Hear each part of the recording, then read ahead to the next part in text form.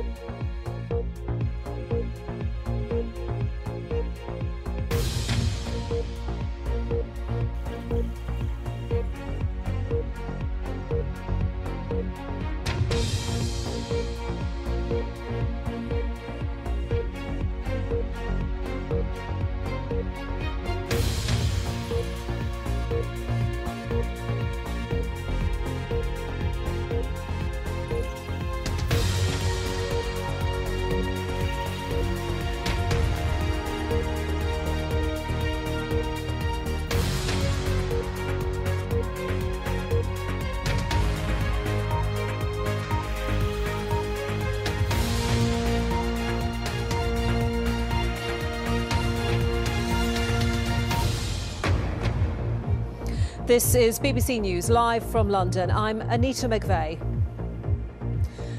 A path to disaster. The public inquiry into the Grenfell Tower fire publishes its final report. The simple truth is that the deaths that occurred were all avoidable, and those who lived in the tower were badly failed over a number of years. It says the fire was a result of a chain of failures. Successive governments ignored safety concerns, cladding manufacturers concealed fire risks, and there were serious failings in London Fire Brigade's training and its strategy to evacuate the building.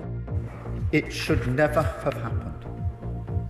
The country failed to discharge its most fundamental duty, to protect you and your loved ones, the people that we are here to serve. And I am deeply sorry.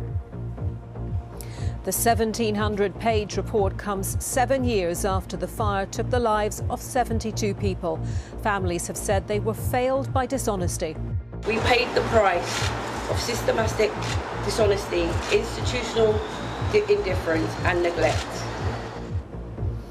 And in other news, Priti Patel has been eliminated in the first voting round of the Conservative leadership contest, while Robert Jenrick comes top of the ballot.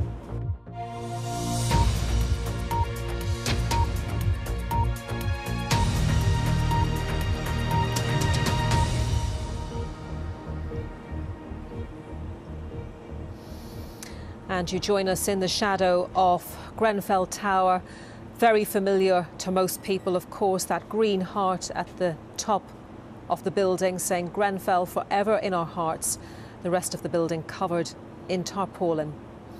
And it was the worst disaster of its kind in modern British history. Today, more than 7 years on from that dreadful fire, the public inquiry into Grenfell Tower and what happened that night has published its final report. The conclusions are damning, that the blaze in June 2017 was the result of decades of failures. Failures by successive governments, by the systematic dishonesty, as it was put, of cladding and insulation companies, and by a lack of strategy by the fire service. It was a path to disaster, the inquiry said, that ended in 72 people losing their lives. The inquiry found that all their deaths were avoidable. Speaking in Parliament, Prime Minister Sir Keir Starmer apologised on behalf of the British state, saying there would be radical action to ensure such disasters could never happen again.